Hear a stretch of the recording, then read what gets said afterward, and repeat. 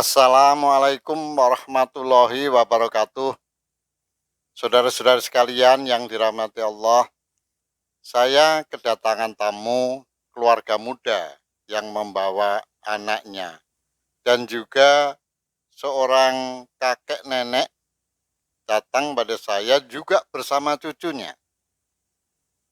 Kedua keluarga tersebut tujuannya sama, yaitu konsultasi pada saya mengapa anaknya dan cucunya ini nakal. Nakal dalam arti tidak mau makan. Nakal dalam arti tidak mau belajar. Maunya bermain terus. Kemudian suka berkelahi dengan temannya. Diajak untuk ibadah sangat sulit. Kadang-kadang justru untuk sekolah pun itu ngambek. Atas dasar itu maka saya berpikir hal-hal semacam ini sering dialami oleh banyak keluarga. Karena itu terpikir oleh saya untuk menyampaikan pembahasan ini secara terbuka. Sesudah saya sampaikan kepada eh, yang datang pada saya tersebut, saya pikir ini lebih baik kalau juga saya sampaikan secara terbuka supaya kalau ada keluarga-keluarga mengalami hal yang sama, bisa mengambil hikmahnya. Saya akan membagi menjadi dua bagian. Bagian pertama adalah pendekatan agama. Dalam pendekatan agama ini lebih banyak pendekatan yang sifatnya preventif. Sedangkan pada pendekatan yang kedua, yaitu pendekatan teknis, nantinya saya akan bicara bagaimana mengatasi anak-anak itu kalau sudah terlanjur nakal. Yang pertama, saya akan membahas dari sisi agama. Dalam eh, membicarakan anak ini, saya ingat pertama kali yang disampaikan oleh Kanjeng Nabi Muhammad Shallallahu Alaihi Wasallam bahwa An-Nisa Imadul Bilad, artinya adalah wanita itu tiang negara. Kalau wanita baik, maka negara itu akan baik. Kalau wanita itu buruk, maka negara juga akan menjadi tidak baik. Demikian juga keluarga, anak. Maka kalau wanitanya itu baik, maka keluarga atau anak itu akan menjadi baik.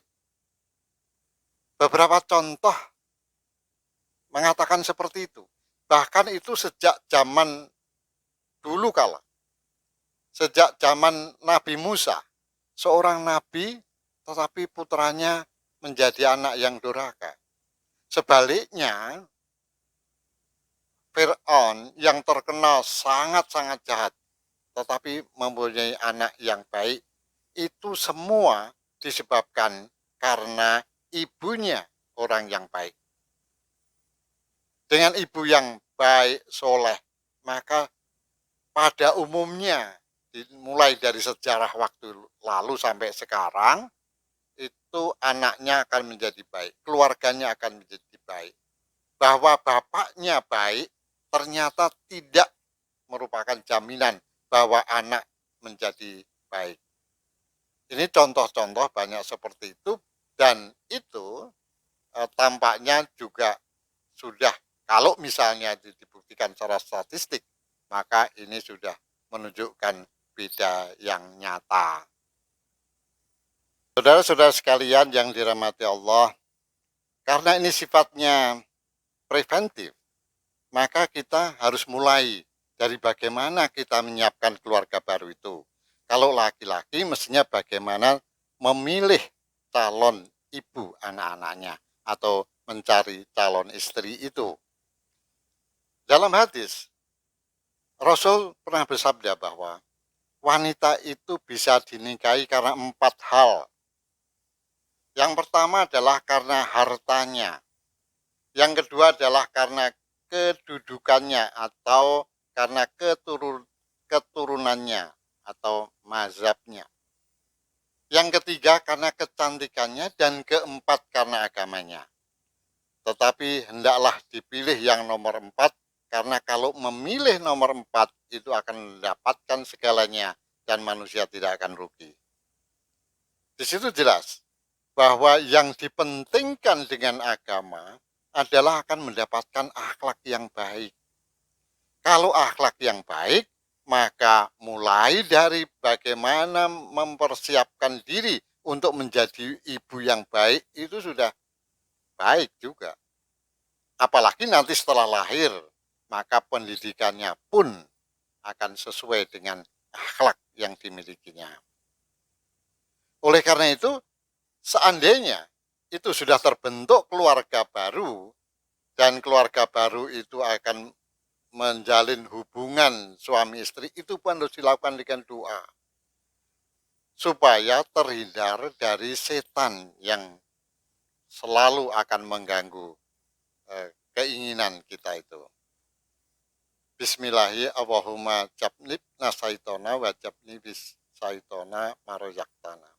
Ya Allah, hindarkanlah kami dari setan dan juga hindarkan dari setan apa yang Engkau akan anugerahkan kepada kami. Ini doanya. Nah, kalau kita sudah berdoa semacam itu, maka gangguan setan yang umumnya akan membuat yang tidak baik itu akan hilang. Kalau gangguan setan sudah hilang dan itu akan kemudian hamil, maka keduanya diajarkan untuk terus berdoa, berdoa, dan berdoa. Dalam surat Luqman ayat 14 disebutkan bahwa hai manusia, berbaktilah kepada orang tuamu, kepada ibumu yang telah mengandung selama 9 bulan, dan juga mulai dari yang masih ringan, kemudian semakin berat, semakin berat, semakin berat, dan kemudian melahirkan, kemudian masih menyusui selama 2 tahun, maka berbaktilah kepada orang tuamu dan bersyukurlah kepada kami. Maksudnya kepada Allah. Itu tuntunan yang diberikan. Di situ, di dalam firman itu jelas bahwa diwajibkan setelah lahir bayi itu harus ASI. Tidak bisa. ASI tidak akan tergantikan oleh susu yang lain. Ini yang penting. Tidak akan tergantikan. Bukan saja tergantikan karena ada substansi-substansi yang ada di dalamnya, tetapi juga tidak akan tergantikan hubungan antara ibu dan anak. Hubungan harmonis keduanya tidak akan tergantikan. Oleh karena ini penting, karena sekarang ternyata banyak ibu-ibu muda yang tidak suka menyusui. Alasannya adalah mengganggu kondisi fisik tubuhnya, atau tepatnya nanti mengganggu kecantikannya, menurunkan kecantikannya. Tapi ini mengorbankan anaknya sebenarnya. Jadi ASI itu penting, dan yang kedua harus menyusui selama 2 tahun. Sudah jelaskan pasti. Dan itu sangat-sangat penting. Bagaimana kita harus membina atau membangun keluarga dengan kondisi yang seperti itu. Jadi secara alamiah, secara ilmiah, dan secara agama itu semuanya penting. Dan itu hanya diperoleh dengan ibu yang baik. Walaupun pada saat itu juga ada doa-doa dari bapaknya. Jadi doa bapak merupakan doa yang penting sebagai orang tua keduanya. Tetapi yang paling penting yang akan menjamin semuanya itu adalah dari ibu. Dan kalau kita bisa melakukan itu, kita harus tahu perkembangannya. Karena di dalam ilmu pengetahuan menunjukkan bahwa roh itu ditiupkan ke dalam bayi pada usia 4 bulan. Dan di dalam ilmu pengetahuan juga kita dapatkan bahwa telinga itu menjadi sempurna setelah 6 bulan.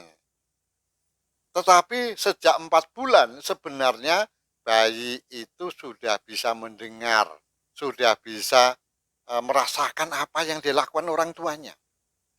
Kalau orang tuanya selama mengandung itu melakukan ibadah, melakukan doa, dan sebagainya, ini akan terdengar.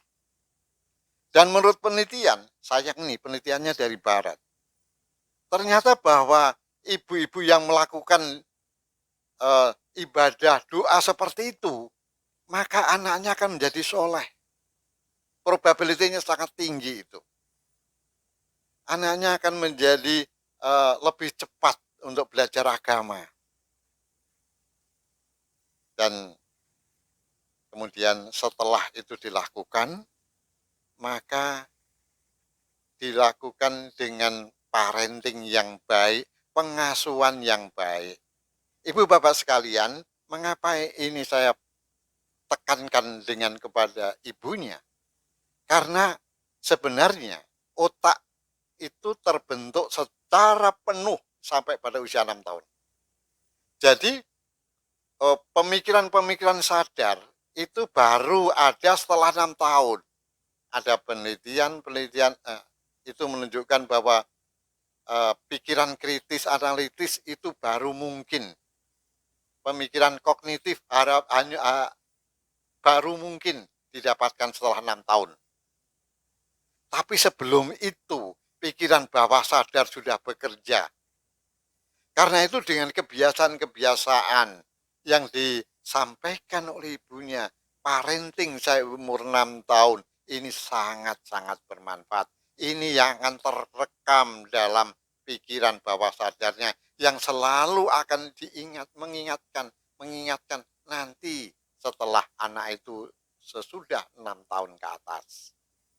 Apa yang diterima itu akan diingatkan terus. Ini pentingnya parenting sebelum umur 6 tahun, yaitu disebut dengan masa balita.